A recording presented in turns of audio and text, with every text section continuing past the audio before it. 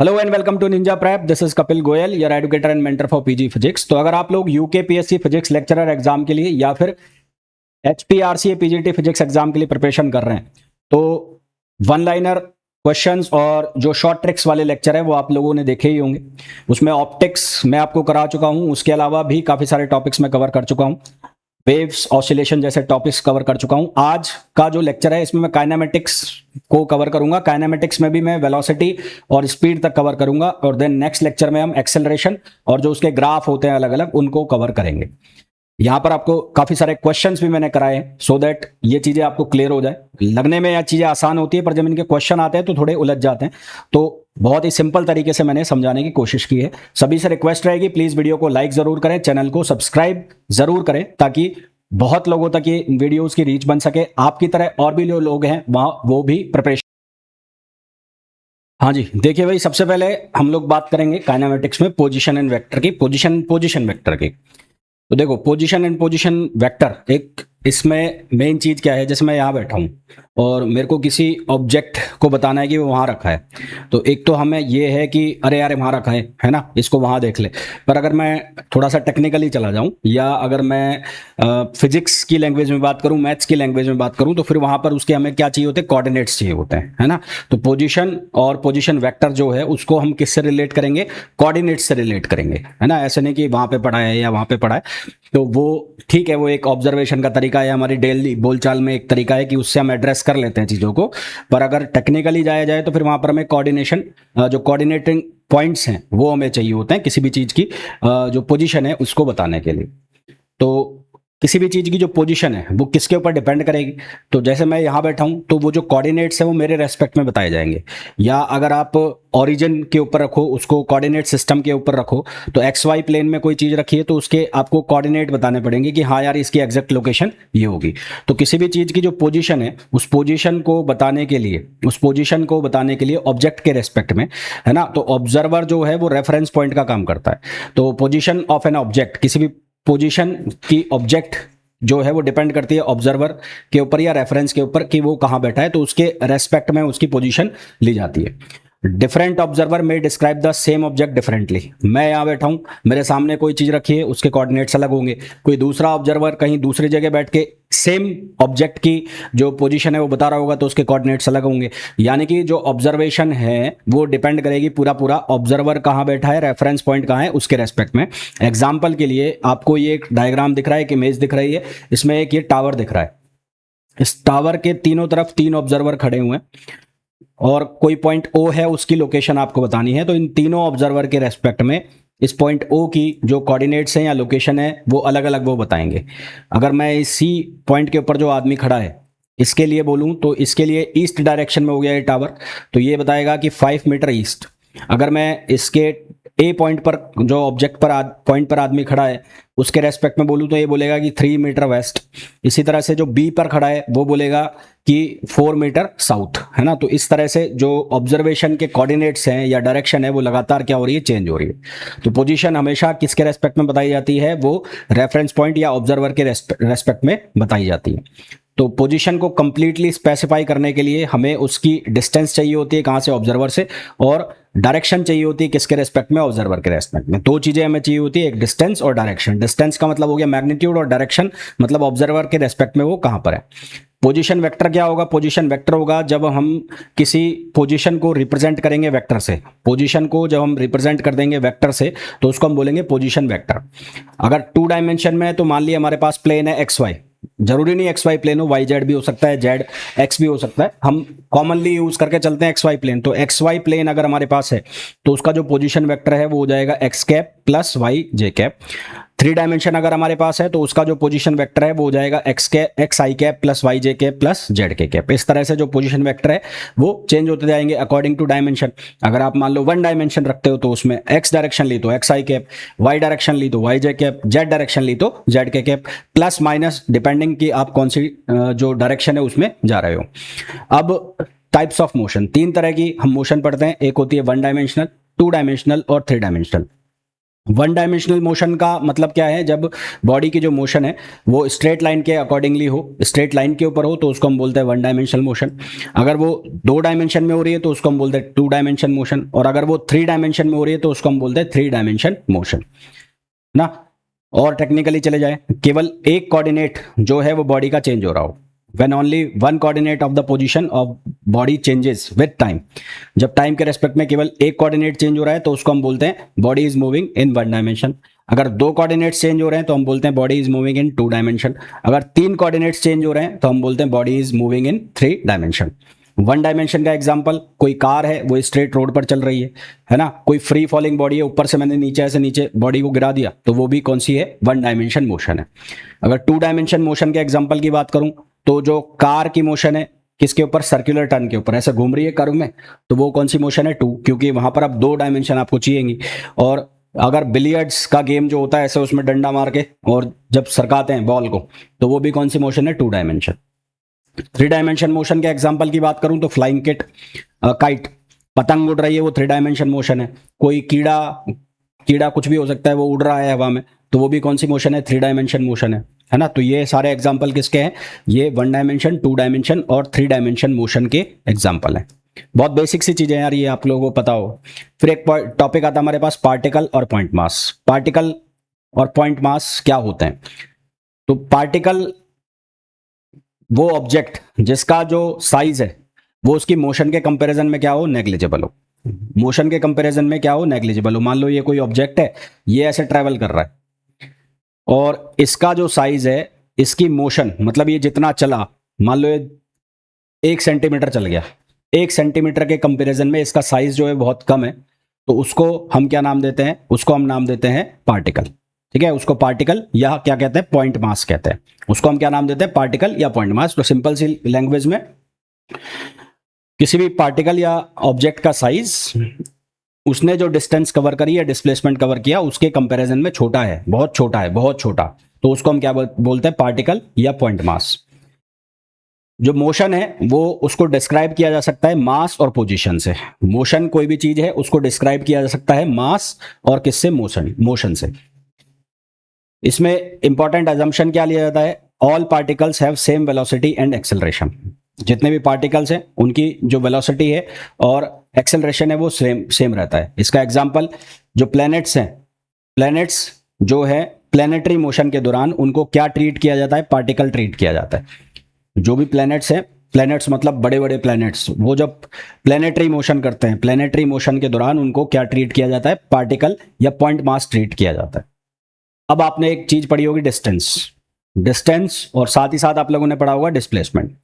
तो सबसे पहले हम लोग बात करेंगे किसकी, डिस्टेंस की। डिस्टेंस क्या होता है, टोटल पाथ लेंथ या total path traced bye the particle during its motion. कुल जो पाथ ट्रेस कर दिया या टोटल पाथ जो चल लिया, ये मतलब नहीं है कि उल्टा चला सीधा चला, कुल चल लिया, उसको हम क्या कहते हैं, डिस्टेंस कहते हैं। उसको हम क्या कहते हैं, डिस्टेंस। यानी कि यहां पर डिस्टेंस के में मैग्नीट्यूड तो है, वो डायरेक्शन नहीं है। मतलब मैं उल्टा चला रहा हूं, सीधा चला रहा हूं, वो कंसीडर नहीं कर रहा हूं। मैं क्या कंसीडर कर रहा हूं कि कुल कितना चला। तो यहां पर केवल और केवल मैग्नीट्यूड कंसीडर किया जा रहा है, डायरेक्शन कंसीडर नहीं की जा रही। और अगर डायरेक्शन कंसीडर नहीं की जा रही तो ये कौन सी क्वांटिटी होती है, स्केलर क्वांटिटी होती है। कौन सी होती है, स्केलर। डिस्टेंस जो है हमेशा पॉजिटिव होगी, क्या ली जाएगी, पॉजिटिव।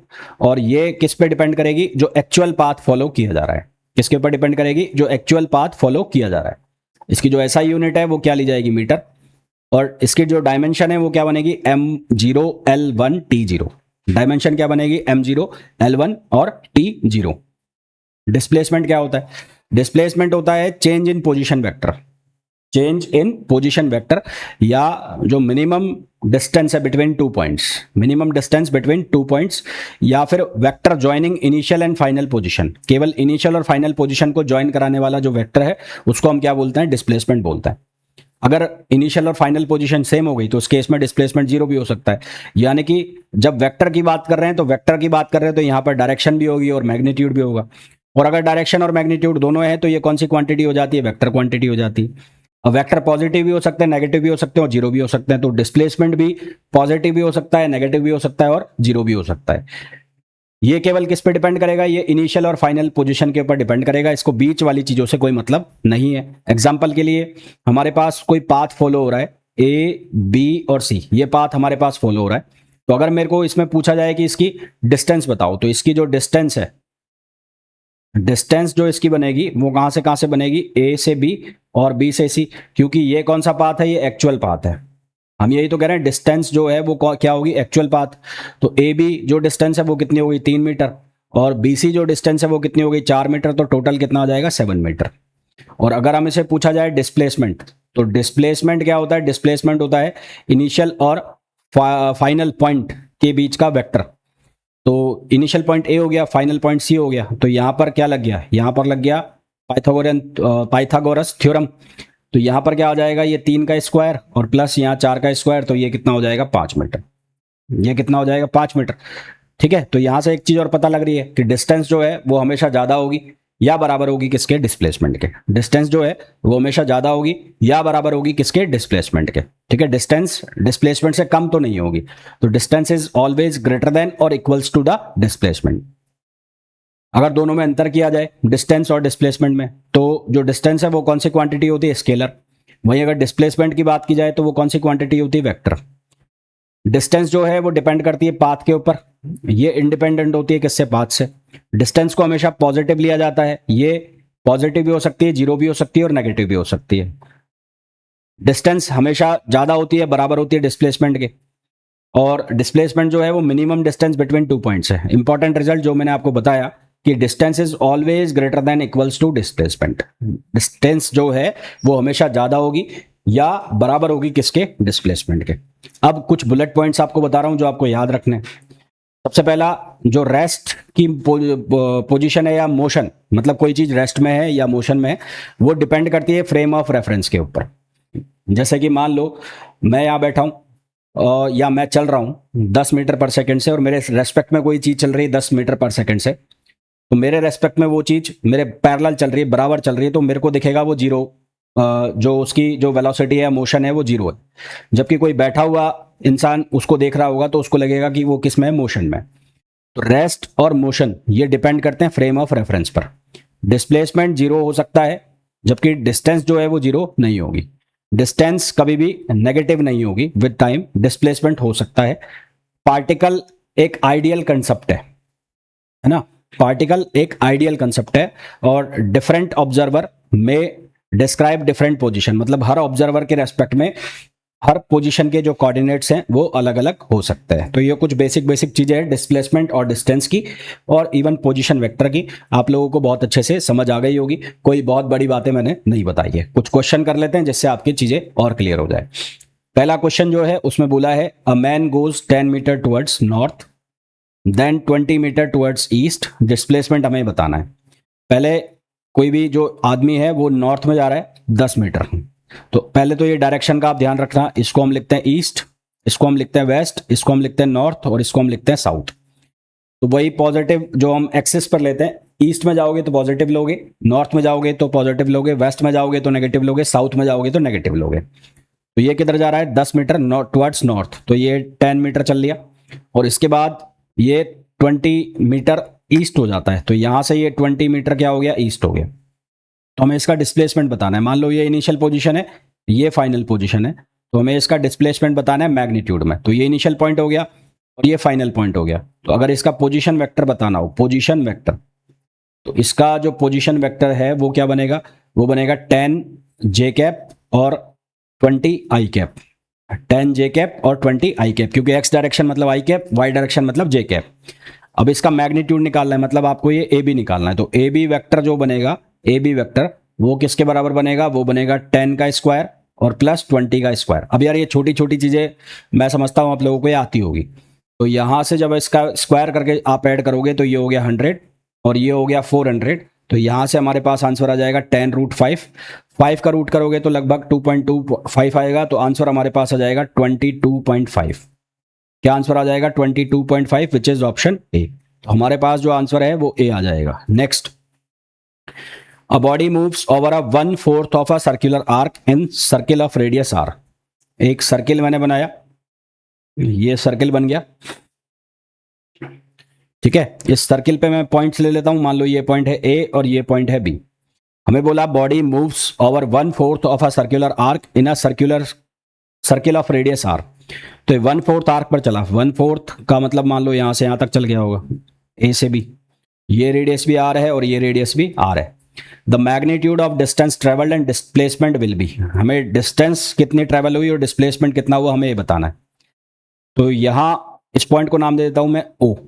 तो अगर मैं आर ओ ए लिखूं, मतलब रेडियस ओ ए की तरफ, तो उसको मैं लिखूंगा आर आई कैप। और अगर मैं लिखता हूं आर ओ बी तो उसको मैं लिखूंगा आर जे कैप। एक हो गया आर आई कैप और एक हो गया आर जे कैप।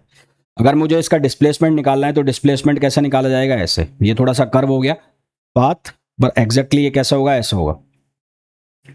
एग्जैक्टली ये कैसे बनेगा, ये कुछ इस तरह से बनेगा, ये बन गया, ये बन गया। ठीक है, तो ये एक ट्राइंगल बन गया। तो पोजीशन वेक्टर जो आएगा, पोजीशन वेक्टर, तो पहले मैं पोजीशन वेक्टर लिख लेता हूं डिस्प्लेसमेंट के लिए। तो पोजीशन वेक्टर, और पोजीशन वेक्टर मतलब ए बी की मैं बात कर रहा हूं। तो ए बी वेक्टर जो बनेगा वो बनेगा are I cap plus R J cap.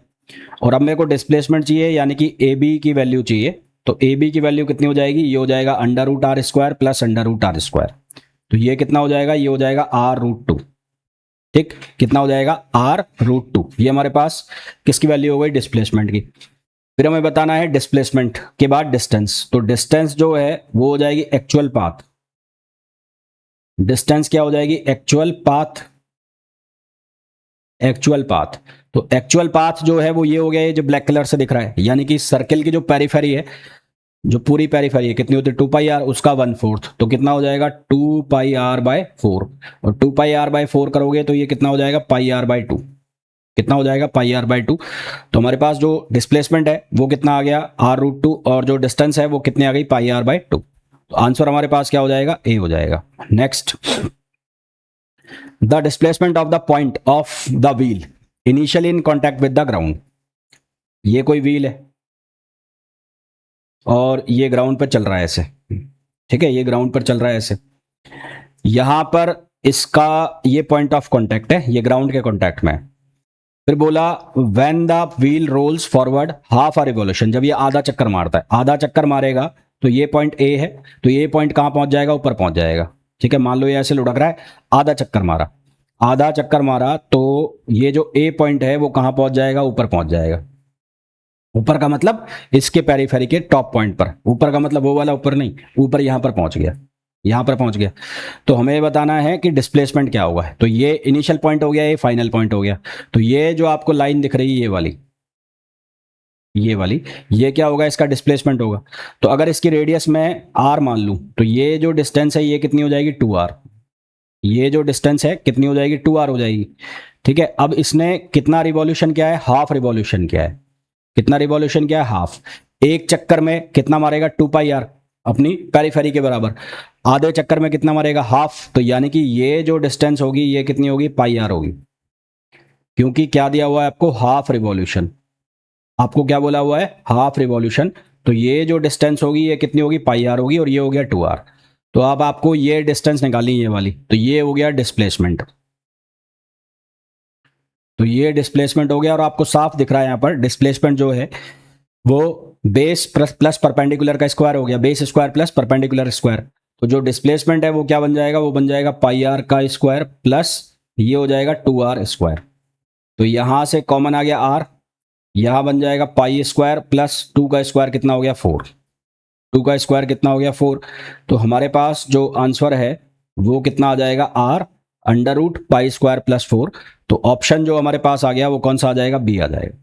तो राइट आंसर हमारे पास कौन सा आ जाएगा, बी आ जाएगा। नेक्स्ट,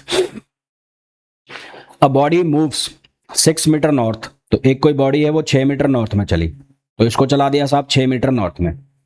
फिर ये 8 मीटर ईस्ट में चली, तो 8 मीटर इसको ईस्ट में चला दिया, ये 8 मीटर ईस्ट में चल गई। फिर 10 मीटर वर्टिकली अपवर्ड। अब ये वर्टिकल अपवर्ड का खेल क्या है, ये ऐसे चली होगी ऊपर ऐसे। तो ये 10 मीटर वर्टिकली अपवर्ड आ गई। रिजल्टेंट डिस्प्लेसमेंट बताना है इनिशियल पोजीशन से। तो पहले तो देखो क्या करो, इन दोनों पॉइंट्स को मिला दो ऐसे, इन दोनों पॉइंट्स को। ठीक है, तो इन दोनों पॉइंट्स को मिलाओगे, मान लो ये x है, तो x जो है वो किसके बराबर हो जाएगा, वो बराबर हो जाएगा अंडर रूट 6 का स्क्वायर प्लस 8 का स्क्वायर। तो 8 का स्क्वायर 64, 6 का स्क्वायर 36, तो यहाँ से आ जाएगा 10 मीटर। 10 मीटर आ गया। अब ये जो है कुछ इस तरह से बन गया है, ये ऐसे चला तो ये आ गया 10 मीटर, और यहाँ से इसको सीधा ले गए वर्टिकली अपवर्ड, ये ऐसे गया तो 10 मीटर ये आ गया। तो अब इसका जो डिस्प्लेसमेंट है वो किसके बराबर होगा, वो डिस्प्लेसमेंट इसके बराबर होगा, यानी कि ये डिस्टेंस मान लो ये y है, तो y जो है वो कितना हो गया, वो हो जाएगा 10 का स्क्वायर प्लस 10 का स्क्वायर। तो 10 का स्क्वायर प्लस 10 का स्क्वायर कितना हो गया, 200। तो y जो है उसकी वैल्यू हो जाएगी 200। तो 100 अंडर रूट 100 का स्क्वायर रूट करोगे तो 10 आएगा, तो आंसर कितना हो जाएगा, 10√2। क्या आंसर हो जाएगा, 10√2, जो कि ऑप्शन हो जाएगा ए। मेरे को लग रहा है मेरे को पता भी है कि आपको ये क्वेश्चन बहुत सिंपल लग रहे होंगे, पर बहुत सारे लोग हैं जिनको ये क्वेश्चन नहीं आते होंगे या इनमें कुछ कंफ्यूजन होगा, तो वो क्लियर हो जाएगा, है ना।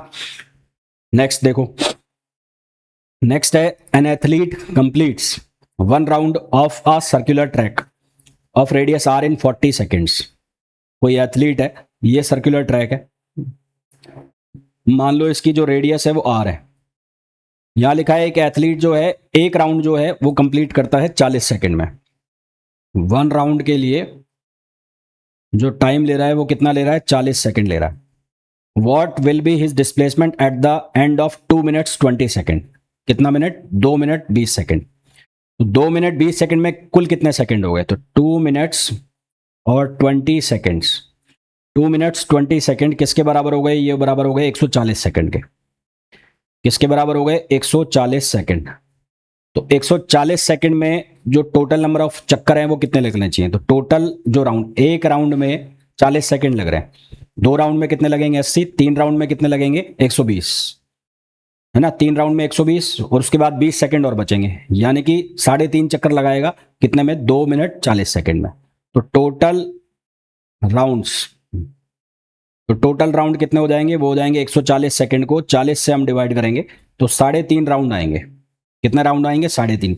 तो उसका डिस्प्लेसमेंट कितना आएगा, तो पहले चक्कर के बाद वो वापस से अपनी पहली जगह पे आ जाएगा, दूसरे चक्कर के बाद वापस से वो अपनी दूसरी जगह पर आ जाएगा, तीसरे चक्कर के बाद वापस से वो अपनी तीसरी जगह पर आ जाएगा।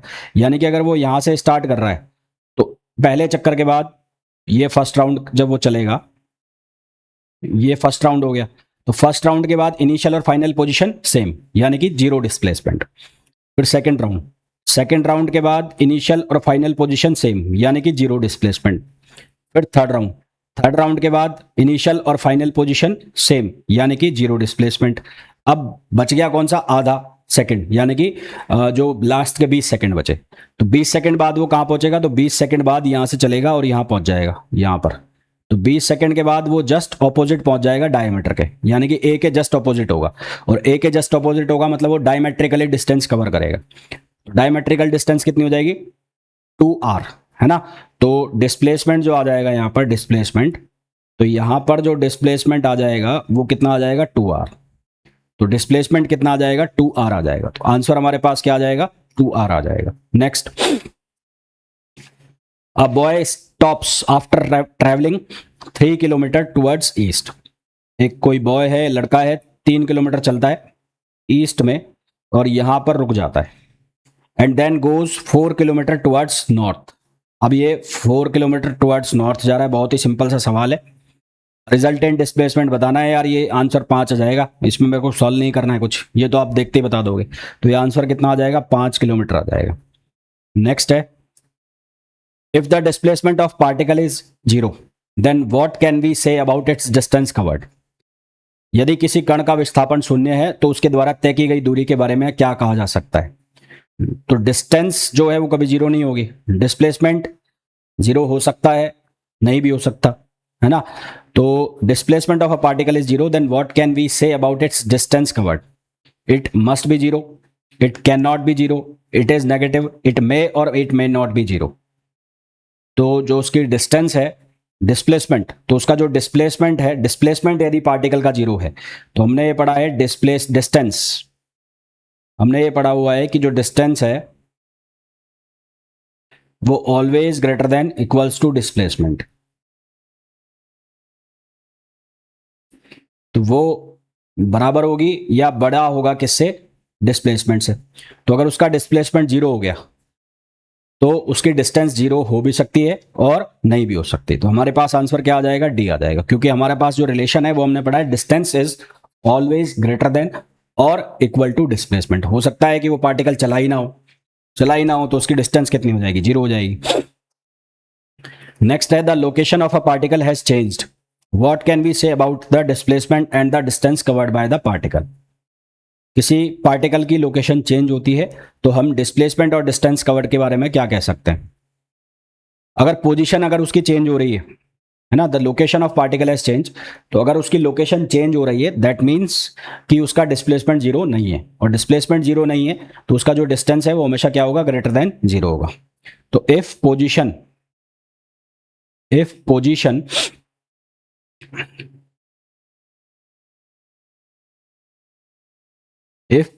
हैज चेंज्ड, पोजीशन चेंज होती है, this means displacement is not 0।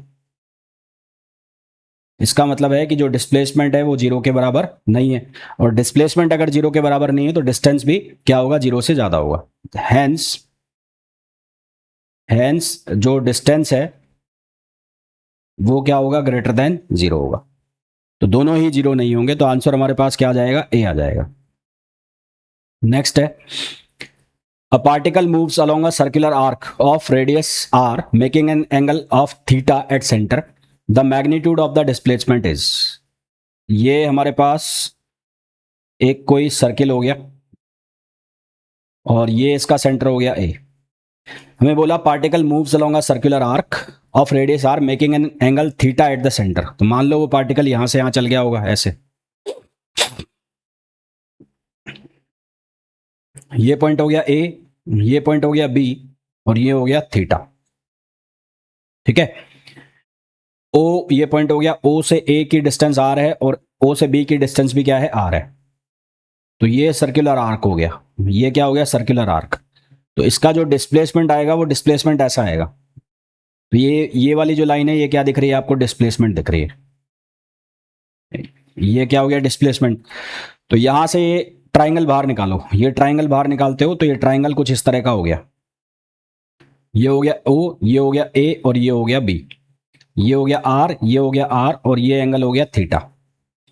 तो ये ए बी डिस्टेंस हमें बतानी, तो यहां पर हम यूज करेंगे कोसाइन रूल। कौन सा रूल यूज करेंगे, कोसाइन। तो कोसाइन रूल जो है, कोसाइन रूल वो ये कहता है कि जिसका आपको मैग्नीट्यूड निकालना है, आपको मैग्नीट्यूड निकालना है ए बी का, तो ए बी का स्क्वायर इक्वल्स टू उसके साथ वाली दोनों साइड्स का मैग्नीट्यूड का स्क्वायर। साथ वाली साइड आर स्क्वायर प्लस ये भी हो गया आर स्क्वायर, फिर लगाना है माइनस दोनों साइड्स का मल्टीप्लिकेशन, दोनों साइड्स का मल्टीप्लिकेशन आर, और उनके बीच के एंगल का कॉस। तो उनके बीच के एंगल का जो कॉस है तो वो कितना हो जाएगा, वो हो जाएगा कॉस थीटा, है ना। तो ये कितना हो जाएगा, कॉस थीटा। तो यहां से जो ए बी है, ए बी का स्क्वायर वो बराबर कितना बचेगा, आर स्क्वायर, तो ये आ गया, तो 2r स्क्वायर आ गया कॉमन, आर, तो यहां बचेगा 1 माइनस कॉस थीटा। हमने ये पढ़ा हुआ है कि कॉस 2 थीटा बराबर होता है किसके, 1 माइनस 2 साइन स्क्वायर थीटा के। 1 माइनस 2 साइन स्क्वायर थीटा के बराबर होता है कॉस 2 थीटा का फॉर्मूला। तो 2 साइन स्क्वायर थीटा बराबर हो जाएगा 1 माइनस कॉस 2 थीटा के। तो इसी को देखते हुए मैं यहां ये लिख सकता हूं कि 1 माइनस कॉस थीटा बराबर होगा किसके, 2 साइन स्क्वायर थीटा बाई 2 के। तो ये किसके बराबर होगा, 2 साइन स्क्वायर थीटा बाई 2। तो यहां से हमारे पास ये बनेगा 4r square sine square theta by 2, और आपको वैल्यू चाहिए ए बी की, तो ए बी बराबर हो जाएगा 2r और साइन थीटा बाई 2। इसके बराबर हो जाएगा, ए बी बराबर हो जाएगा 2r और साइन थीटा बाई 2, जो कि कौन सा ऑप्शन आ जाएगा, ए ऑप्शन आ जाएगा। तो हमारे पास जो करेक्ट आंसर है वो क्या आ जाएगा, ए आ जाएगा, है ना। तो मेरे हिसाब से यहां तक जितने भी क्वेश्चंस मैंने आपको कराए हैं वो बहुत अच्छे से सबको समझ आ गए होंगे। हाँ जी, तो अब हम लोग देखेंगे स्पीड और वेलोसिटी को और उसके ऊपर क्वेश्चन करेंगे। देखो भाई, स्पीड की अगर हम बात करें तो स्पीड को हम ये जानते हैं कि डिस्टेंस अपॉन टाइम जो है उसको हम स्पीड कहते हैं। और ये जो डिस्टेंस अपॉन टाइम है, यहाँ पर केवल मैग्नीट्यूड है, डायरेक्शन नहीं है। तो स्पीड जो है वो कौन सी क्वांटिटी हो जाती है, वो स्केलर क्वांटिटी हो जाती है। आप इसको ऐसे भी डिफाइन कर सकते हो, rate of distance covered with time. जो डिस्टेंस अपॉन टाइम है उसको टेक्निकली ऐसा वो भी बोला जाता है रेट ऑफ डिस्टेंस। रेट का मतलब है कि टाइम से आप उसको डिवाइड कर रहे हो। क्योंकि मैं बोल रहा हूं यहां पर केवल मैग्नीट्यूड है, डायरेक्शन नहीं है, तो कौन सी क्वांटिटी है? स्केलर क्वांटिटी है। सिंबल इसका क्या होगा? वी होगा। अच्छा, डायमेंशन निकालोगे तो डायमेंशन क्या हो जाएगी? एम तो जीरो हो गया, L1T-1, तो एम जीरो L1T-1। यूनिट जो है एसआई यूनिट वो क्या बन जाएगी? मीटर पर सेकंड। और सीजीएस में सेंटीमीटर पर सेकंड। ज्यादातर जो पूछा जा सकता है वो डायमेंशन और स्केलर क्वांटिटी के रिलेटेड पूछा जा सकता है। तीन तरह की स्पीड होती है, एक होती है यूनिफॉर्म स्पीड, एक होती है हमारे पास नॉन यूनिफॉर्म स्पीड, और एक होती है एवरेज स्पीड। सबसे पहले अगर मैं बात करूं यूनिफॉर्म स्पीड की, तो यूनिफॉर्म स्पीड का मतलब है कि इक्वल टाइम इंटरवल में इक्वल डिस्टेंस निकाली जा रही है। इक्वल टाइम इंटरवल में इक्वल डिस्टेंस निकाली जा रही है, तो उसको हम बोलते हैं यूनिफॉर्म स्पीड। एग्जाम्पल के लिए मान लो एक लाइन पर कोई गाड़ी चल रही है, तो ये 5 मीटर की एक डिस्टेंस हो गई, और ये 5 मीटर की एक डिस्टेंस हो गई, और ये 5 मीटर की एक डिस्टेंस हो गई। तो एक सेकंड में जो टाइम निकल रहा है वो कितना हो गया? 5 मीटर। यहां पर भी 1 सेकंड है, यहां पर भी 1 सेकंड है, और हर जगह इक्वल डिस्टेंस निकल रही है 5-5 मीटर की। तो यहां पर जो स्पीड आएगी वो यूनिफॉर्म आएगी। क्यों? स्पीड क्या है? Distance per unit time. तो यहां इस टुकड़े के लिए भी स्पीड हो जाएगी 5 मीटर पर सेकंड, इस वाले टुकड़े के लिए भी स्पीड हो जाएगी 5 मीटर पर सेकंड, और इस वाले टुकड़े के लिए भी जो स्पीड है वो 5 मीटर पर सेकंड हो जाएगी।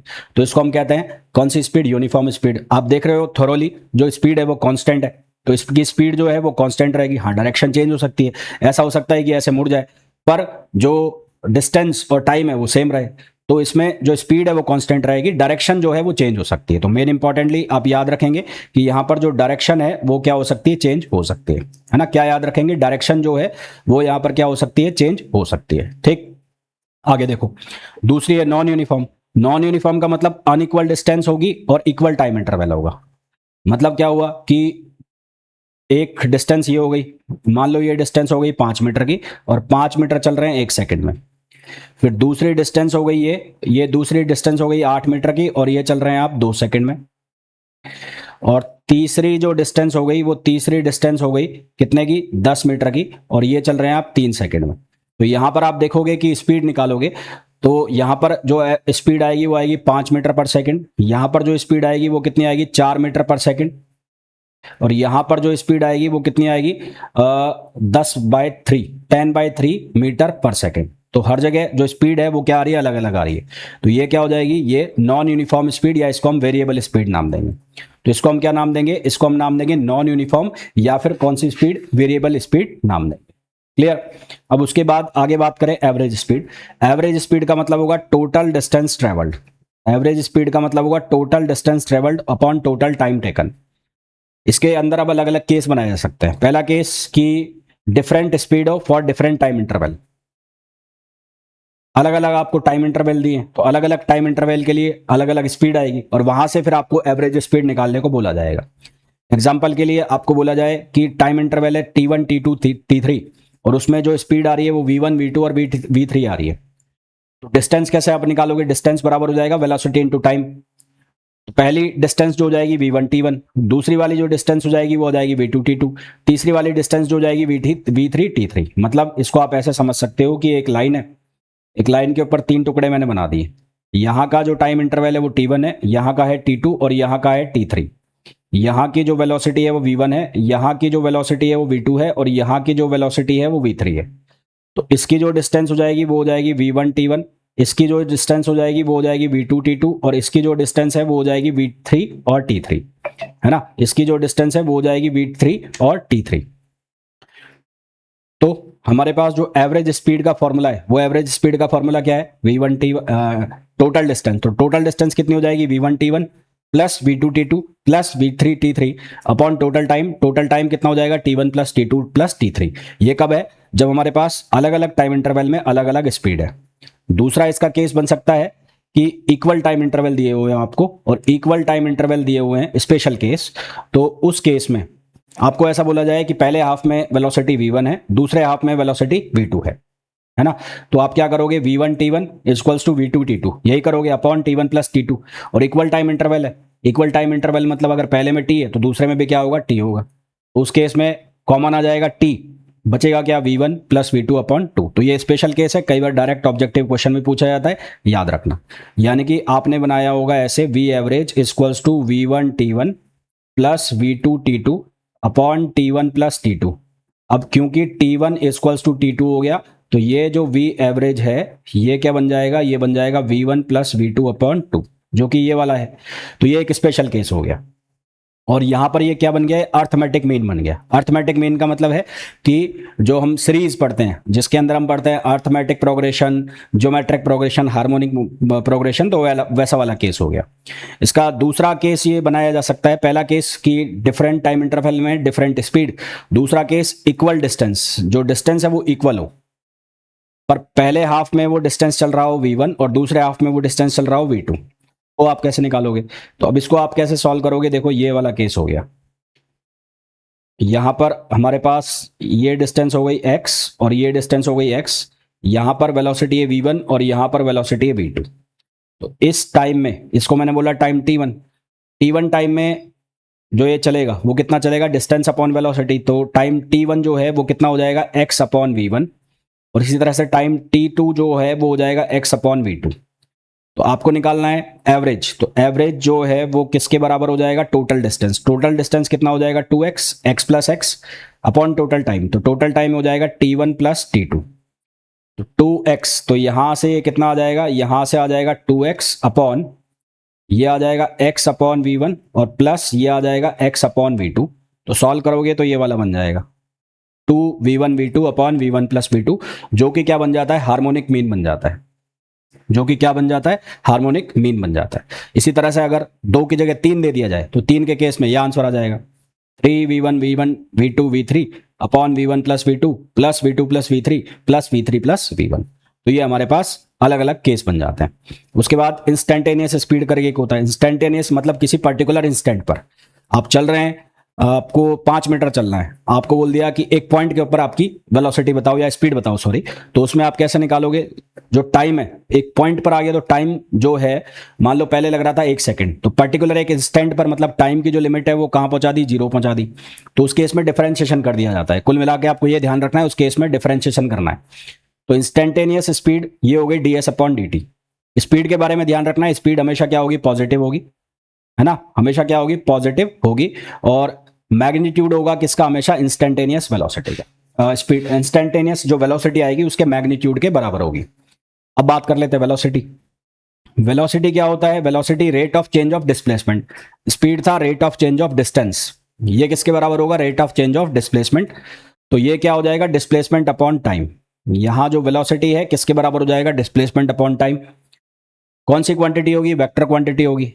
सिंबल यहां पर भी यूज करेंगे, डायमेंशन सेम रहेगा, एसआई यूनिट और सीजीएस यूनिट सब सेम रहेंगे। जिस तरह से स्पीड 3 तरह हमने डिफाइन किया, 4 तरह से, यूनिफॉर्म, नॉन यूनिफॉर्म, एवरेज और इंस्टेंटेनियस, ये भी 4 तरह से होगा। यूनिफॉर्म में इसका मैग्नीट्यूड और डायरेक्शन दोनों सेम रहेंगे। स्पीड में केवल मैग्नीट्यूड का खेल था, यहां पर डायरेक्शन भी आएगी, तो यहां पर मैग्नीट्यूड और डायरेक्शन दोनों सेम रहेंगे। यानी कि कोई अगर गाड़ी सीधी चल रही है, इक्वल टाइम इंटरवल में इक्वल डिस्टेंस निकाल रही है, तो उसकी जो डायरेक्शन है वो भी स्ट्रेट लाइन ही होनी चाहिए। तो मोशन इन स्ट्रेट लाइन, यहां पर डायरेक्शन में कोई भी चेंज नहीं होना चाहिए। तो अगर यूनिफॉर्म वेलोसिटी है तो उसकी स्पीड भी क्या हो जाएगी, कांस्टेंट हो जाएगी। नॉन यूनिफॉर्म वेलोसिटी ठीक वैसे ही जैसे हमने नॉन यूनिफॉर्म स्पीड पढ़ा, उसमें क्या था, इक्वल डिस्टेंस थी अनइक्वल टाइम में, या फिर इक्वल टाइम में अनइक्वल डिस्टेंस थी, तो वो क्या बन रही थी, नॉन यूनिफॉर्म स्पीड। यहां पर भी नॉन यूनिफॉर्म वेलोसिटी बनेगी, पर यहां पर क्योंकि मैग्नीट्यूड भी और डायरेक्शन भी, तो वहां पर तो केवल मैग्नीट्यूड चेंज हो रहा था जब हमने नॉन यूनिफॉर्म स्पीड की बात की थी। यहां पर मैग्नीट्यूड भी चेंज हो सकता है और या फिर डायरेक्शन भी चेंज हो सकती है। मान लो ऐसा है कि उसकी जो स्पीड है वो तो यूनिफॉर्म बन रही है, पर उसकी डायरेक्शन चेंज हो गई, तो डायरेक्शन चेंज होते ही वो क्या बन जाएगी, नॉन यूनिफॉर्म वेलोसिटी बन जाएगी। तो नॉन यूनिफॉर्म वेलोसिटी जो है वो यूनिफॉर्म स्पीड बन सकती है, क्यों, क्योंकि वहां डायरेक्शन का चक्कर नहीं है। पर जो यूनिफॉर्म स्पीड है वो जरूरी नहीं है कि वो non uniform velocity uniform speed हो सकती है। क्यों, क्योंकि डायरेक्शन चेंज हो सकती है, स्पीड का डायरेक्शन से कोई लेना देना नहीं है। पर जो यूनिफॉर्म स्पीड है वो नॉन यूनिफॉर्म हो वेलोसिटी हो, ये कोई जरूरी नहीं है, या जो यूनिफॉर्म स्पीड है वो यूनिफॉर्म वेलोसिटी हो, ये कोई जरूरी नहीं है। फिर आता है हमारे पास तीसरा, अच्छा इसका एग्जांपल नॉन यूनिफॉर्म वेलोसिटी का सर्कुलर मोशन। सर्कुलर मोशन में आप देखोगे तो सर्कुलर मोशन में क्या हो रहा है कि जो टेंजेंशियल डायरेक्शन है वहां पर वेलोसिटी कांस्टेंट रहेगी। यहां वेलोसिटी कांस्टेंट, यहां वेलोसिटी कांस्टेंट, यहां वेलोसिटी कांस्टेंट। तो यहां पर भी v, यहां पर भी v, यहां पर भी v, यहां पर भी v। तो मैग्नीट्यूड तो वेलोसिटी का सेम है, पर जो डायरेक्शन है वो लगातार क्या हो रही है, चेंज हो रही है। डायरेक्शन लगातार चेंज हो रही है, तो ये यूनिफॉर्म स्पीड का केस हो गया। ये किसका केस हो गया, यूनिफॉर्म स्पीड का केस हो गया। पर यहां पर जो डिस्टेंस है वो लगातार क्या हो रही है, चेंज हो रही है, डिस्टेंस चेंजेस। तो यहां डिस्टेंस चेंज हो रही है, तो इसका मतलब ये नॉन यूनिफॉर्म वेलोसिटी होगी। इसी तरह से जो प्रोजेक्टाइल मोशन है, वो प्रोजेक्टाइल मोशन भी कौन सा एग्जांपल हो गया, नॉन यूनिफॉर्म वेलोसिटी का। भाई प्रोजेक्टाइल मोशन में भी इस तरह से ही होगा, लगातार जो वेलोसिटी है वो चेंज होती जाएगी, डायरेक्शन चेंज होती जाएगी, तो वो भी किसका एग्जांपल हो गया, नॉन यूनिफॉर्म वेलोसिटी का हो गया। एवरेज वेलोसिटी निकाल ली। एवरेज वेलोसिटी क्या हो जाएगा, ये हो जाएगा डिस्प्लेसमेंट, टोटल डिस्प्लेसमेंट या net displacement upon net time. तो ये डिस्प्लेसमेंट पे डिपेंड करेगा, जबकि जो एवरेज स्पीड थी वो टोटल डिस्टेंस के ऊपर डिपेंड कर रही थी, यानी कि पाथ के ऊपर। ये किसके ऊपर डिपेंड करेगा, ये नेट डिस्प्लेसमेंट। जिस तरह से इंस्टेंटेनियस स्पीड निकाली, वैसे ही निकालना है इंस्टेंटेनियस वेलोसिटी। तो ये भी बराबर हो जाएगी D R upon D T. Instantaneous velocity जो है वो हमेशा ट्रेजेक्ट्री के टेंजेंट रहेगी। मतलब मान लो ये कोई ट्रेजेक्ट्री है और इसके ऊपर आपने कोई टेंजेंट डाल दी, टेंजेंट, तो ये जो टेंजेंट है ये किसको बता रही होगी, इंस्टेंटेनियस वेलोसिटी को बता रही होगी। साथ ही साथ ये डायरेक्शन ऑफ मोशन को भी बता रही होगी कि उस मोशन के ऊपर डायरेक्शन क्या है मोशन की। इंपॉर्टेंट रिजल्ट, सर्कुलर मोशन के अंदर स्पीड कांस्टेंट होगी पर वेलोसिटी क्या है, चेंज होती रहेगी। मैग्नीट्यूड रिलेशन इंस्टेंटेनियस स्पीड का जो मैग्नीट्यूड है और velocity, if velocity is constant, यदि वेलोसिटी कांस्टेंट होती है तो एवरेज वेलोसिटी और इंस्टेंटेनियस वेलोसिटी आपस में बराबर हो जाएगी, है ना। और मैग्नीट्यूड क्या क्या रिलेशन होगा, अभी मैंने आपको पहले भी बताया था कि जो वेलोसिटी हम निकालेंगे इंस्टेंटेनियस वेलोसिटी, उसका मैग्नीट्यूड और इंस्टेंटेनियस स्पीड का मैग्नीट्यूड दोनों क्या रहेंगे, सेम रहेंगे। अब इनमें अगर हम कंपेयर करें तो इंस्टेंटेनियस स्पीड स्केलर क्वांटिटी है, इंस्टेंटेनियस वेलोसिटी वेक्टर क्वांटिटी है। इंस्टेंटेनियस स्पीड की कोई डायरेक्शन नहीं है, वेलोसिटी की डायरेक्शन है। ये हमेशा जीरो या जीरो से ज्यादा रहेगी, ये प्लस भी हो सकती है, माइनस भी हो सकती है, जीरो भी हो सकती है। इसका केवल मैग्नीट्यूड लिया जाएगा, ये पूरा वेक्टर लिया जाएगा, यानी कि डायरेक्शन और मैग्नीट्यूड दोनों। एवरेज स्पीड एवरेज वेलोसिटी में क्या डिफरेंस है, एवरेज स्पीड स्केलर क्वांटिटी होगी, एवरेज वेलोसिटी वेक्टर क्वांटिटी होगी। ये होगा total distance upon total time, ये होगा total displacement upon total time. ये डिपेंड करेगा किसके ऊपर, पाथ के ऊपर। ये पाथ से इंडिपेंडेंट होगा, ये हमेशा जीरो या जीरो से ज्यादा होगा, ये प्लस माइनस या जीरो तीनों हो सकता है। ये इफ बॉडी रिटर्न, ये अगर बॉडी रिटर्न करके जीरो वापस इनिशियल पोजीशन पर भी आ जाती है तो एवरेज स्पीड जीरो नहीं होगी, जबकि अगर ये इनिशियल पोजीशन पर आ जाती है तो एवरेज जो वेलोसिटी है वो क्या हो जाएगी, जीरो हो जाएगी। एवरेज वेलोसिटी क्या हो जाएगी, जीरो हो जाएगी। अब देखो आगे क्वेश्चन देखो। पहला क्वेश्चन है, एक कार जो है वो टोटल डिस्टेंस का टू थर्ड मूव करती है विद डिस्टेंस v1 और 3/5 जो है टोटल डिस्टेंस का वो मूव करती है v2 स्पीड से। तो एवरेज स्पीड हमें बतानी है। तो अब यहां देखो क्या हो रहा है, जो डिस्टेंस है वो आपको दे दी है और उसमें ये बोल दिया कि 2/5 3/5, तो यानी कि यहां पर जो सेम डिस्टेंस है और उसमें स्पीड वेरी कर रही, तो यहां पर क्या आप यूज करोगे, तो एवरेज स्पीड बराबर किसकी होती है, total distance upon total time, तो ये हमारे पास दो पार्ट मैंने इसके कर दिए। दो पार्ट में एक हो गया कौन सा पार्ट, 2/5, तो ये हो गया 2/5 और ये हो गया 3/5। तो मान लो टोटल डिस्टेंस है x, तो ये हो गया 2/5x और ये हो गया 3/5x। तो यहां जो वेलोसिटी है वो है v1 और यहां जो वेलोसिटी है वो v2। तो t1 जब आप निकालोगे तो t1 कितना हो जाएगा, वो हो जाएगा 2/5x अपॉन v1 और t2 जब आप निकालोगे तो वो हो जाएगा 3/5x और v2। तो आपको ये यहां पर रखना है। तो टोटल डिस्टेंस कितनी हो जाएगी, टोटल डिस्टेंस हो जाएगी x। तो टोटल डिस्टेंस हो गई x, यहां पर कितना बचेगा 2/5x और अपॉन v1 और यहां पर कितना बचेगा, ये बचेगा 3/5x और अपॉन v2। इसको जब आप सॉल्व करोगे तो आंसर आएगा 5v1 v2 अपॉन 3v1 और प्लस 2v2। तो ये हमारे पास आंसर आ जाएगा जो कि ऑप्शन हो जाएगा कौन सा, डी। नेक्स्ट क्वेश्चन देखो। नेक्स्ट क्वेश्चन है, a car accelerated from initial position and then return to initial point. जिस पोजीशन से गई निकलकर उसी पॉइंट पर वापस आ गई, है ना, ये वापस आ गई है। एक मिनट रुकना। तो ये यहाँ से गई ऐसे निकल के और इसी पर ये रिटर्न हो गई। तो इनिशियल और फाइनल पॉइंट जो है वो क्या हो गए, सेम हो गए। तो यहाँ पर क्या हो गया, इनिशियल और final points are same. Initial and final points are same. तो इनिशियल फाइनल पॉइंट सेम हो गए, तो इसकी जो वेलोसिटी है वो तो जीरो हो गई। इसकी जो वेलोसिटी है वो क्या हो गई, जीरो। बट स्पीड जो है वो क्या होगी, इंक्रीज होगी ना। बट स्पीड जो है वो जीरो तो होगी नहीं, या जीरो से ज़्यादा होगी, नेगेटिव भी नहीं होगी। तो स्पीड क्या होगी, इंक्रीज होगी। ठीक। तो हमारे पास यहाँ पर क्या आ जाएगा, velocity is zero but speed increases. और अच्छा, इसको आप एक चीज़ से और देख सकते हो, एक रिलेशन याद रखना कि एवरेज वेलोसिटी का मैग्नीट्यूड अपॉन एवरेज वेलोसिटी का magnitude upon average speed is always less than equals to 1। तो इसका सीधा सा मतलब है कि जो एवरेज स्पीड है वो ज़्यादा होगी किससे, एवरेज वेलोसिटी से। नेक्स्ट है, a man walks on a straight road from his home to market. एक आदमी है अपने घर से और मार्केट की तरफ जा रहा है 2.5 किलोमीटर अवे। ये 2.5 किलोमीटर है और स्पीड जो इसकी दे रखी है वो कितनी दे रखी है, 5 किलोमीटर पर आवर। इसकी जो स्पीड दे रखी है वो कितनी दे रखी है, 5 किलोमीटर पर आवर। ये ए पॉइंट है और ये बी पॉइंट है। तो सबसे पहले 5 किलोमीटर पर आवर से 2.5 किलोमीटर जाने में उसको टाइम कितना लगा। तो यहाँ टाइम अगर मेरे को निकालना है तो टाइम 2.5 को डिवाइड कर दिया 5 से, तो ये कितना घंटा आ गया, हाफ आवर आ गया। हाफ आवर का मतलब हो गया 30 मिनट। इसका मतलब कितना हो गया, 30 मिनट वो चल लिया। उसके बाद बोला है फाइंडिंग द मार्केट क्लोज। उसने देखा कि बाजार बंद है। He instantly turns and walk back home with speed 7.5 kilometre. मतलब जब उसने देखा बाजार बंद है तो वो बहुत तेजी के साथ वापस आ गया कि भाई अब कुछ रखा दखा है नहीं यहाँ पे, घर चल लो। जिस पर्पज से आया था वो तो अपना हुआ नहीं, तो घर जाने में भलाई है। तो अब ये वापस चल दिया घर की तरफ। अब जब ये घर की तरफ वापस जा रहा है तो इसकी जो स्पीड है वो हो गई 7.5 किलोमीटर पर आवर। इस स्पीड से चल रहा है 7.5। Average speed of the man over the interval of time. तो 0 से 40 मिनट का उसके पास कुल टाइम है, तो उसकी एवरेज स्पीड निकालनी है। तो टोटल टाइम जो है, टोटल टाइम है 40 मिनट। टोटल टाइम जो है वो 40 मिनट है। अब उसने 30 मिनट तो ले लिए मजे धीरे धीरे चल के, तो 30 मिनट्स तो उसके ऑलरेडी कंज्यूम हो चुके हैं।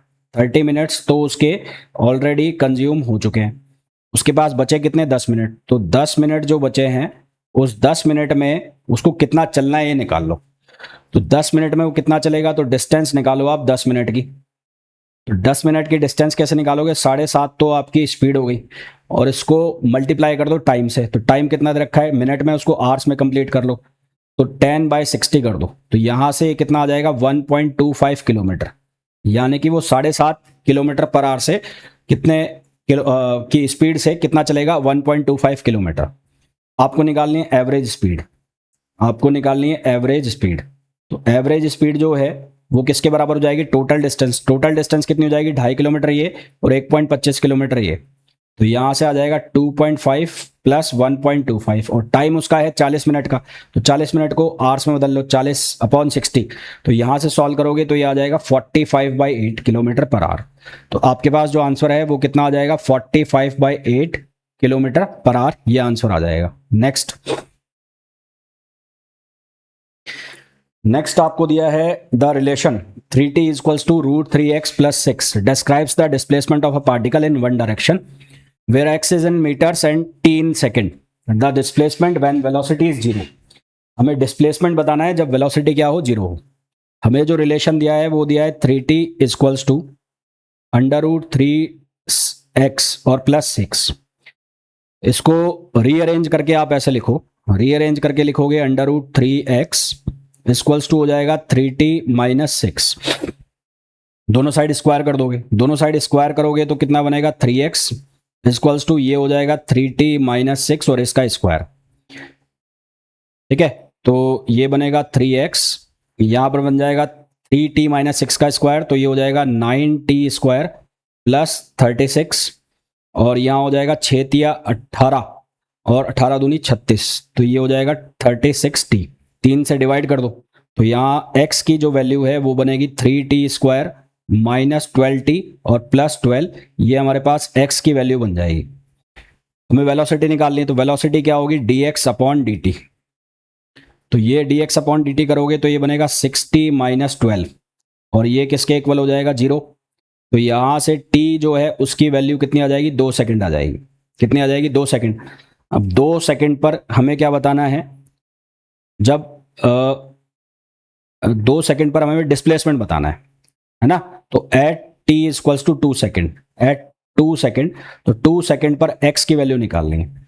तो 3 इंटू यहां पर रखोगे 2 स्क्वायर, फिर यहां पर -12 इंटू 2 और प्लस यहां पर 12, तो आंसर कितना आएगा, 0 आएगा।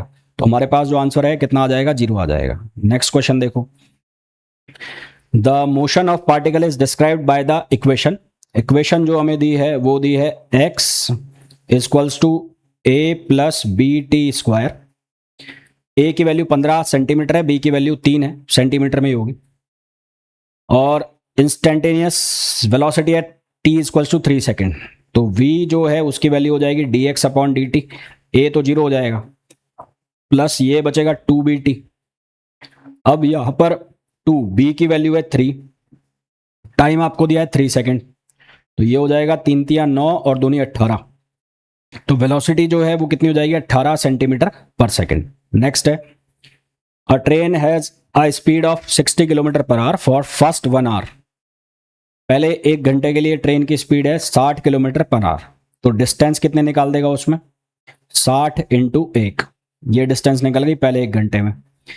फिर 40 kilometre per hour for next half hour, तो यहां पर हो जाएगा 40 इंटू हाफ, है ना, ये टोटल डिस्टेंस आ गई। तो ये आ जाएगा 60 और ये आ जाएगा 20, तो टोटल जो डिस्टेंस है वो हो जाएगी 80। तो टोटल डिस्टेंस निकाल ली, जो निकाल ली 80 किलोमीटर। एवरेज स्पीड बतानी है, तो एवरेज स्पीड कैसे निकालोगे, टोटल डिस्टेंस, तो टोटल डिस्टेंस हो गई 80 किलोमीटर, और टाइम जो हो गया वो हो गया 1.5 घंटा। टाइम हो गया 1.5 घंटा, यानी कि 3/2 आवर्स। तो यहां से सॉल्व करोगे तो ये आ जाएगा 55.33। आंसर हमारे पास क्या आ जाएगा, बी आ जाएगा। नेक्स्ट है, a person completes half of its journey. ये मैंने अभी बताया था आपको, वही क्वेश्चन पूछा है जो थ्योरी में बताया था। आंसर क्या आ जाएगा, 2v1v2/v1+v2। फिर भी मैं बता देता हूं वापस से, half of its journey with speed v1, तो मान लो ये x/2 में है, और फिर रेस्ट हाफ जो कंप्लीट कर रहा है वो कर रहा है v2 से। तो एवरेज स्पीड बतानी है, हार्मोनिक मीन वाला बताया था ना, वही है।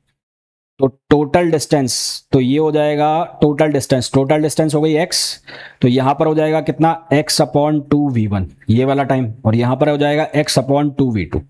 सॉल्व कर लो, आंसर क्या आ जाएगा, बी आ जाएगा। वही क्वेश्चन है जो करा दिया मैंने आपको ऑलरेडी, वही है ये वाला question. Car moving on a straight road covers 1/3 of distance. 1/3 distance जो है वो कवर हो रही है किससे, 20 किलोमीटर पर आवर से। और उसके बाद रेस्ट जो है, रेस्ट कितनी बच गई, 2/3 डिस्टेंस जो है वो कवर। तो देखो यहां पर अब हमें जो इसकी क्या निकालनी है, टाइम निकालना है। तो टोटल डिस्टेंस कितनी हो गई x, तो टोटल जो डिस्टेंस है, टोटल डिस्टेंस, वो टोटल डिस्टेंस कितनी हो गई x, और टोटल टाइम जब हम निकालेंगे, टोटल टाइम, तो टोटल टाइम कितना हो जाएगा, t1 + t2। तो ये कितना हो जाएगा, ये हो जाएगा x/3/20, और प्लस ये हो जाएगा 2/3x/60। तो यहां से जब हम इसको सॉल्व करेंगे, है ना, total distance upon total time लगा के, तो हमारे पास जो आंसर आएगा वो आएगा 36 किलोमीटर पर आवर। तो आंसर क्या आएगा, 36 किलोमीटर पर आवर। ठीक, तो आई होप यहां तक आपको बहुत अच्छे से समझ आ गया होगा। मिलते हैं नेक्स्ट वीडियो में, till then thank you, bye bye.